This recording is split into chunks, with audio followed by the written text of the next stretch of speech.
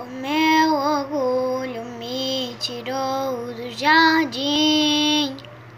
Sua humildade colocou jardim em mim.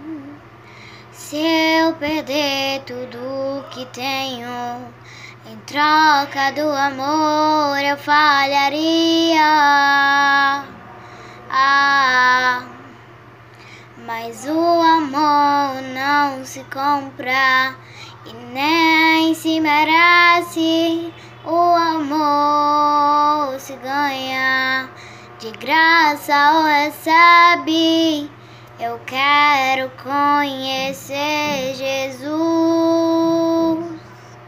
Eu quero conhecer Jesus. O meu amado é o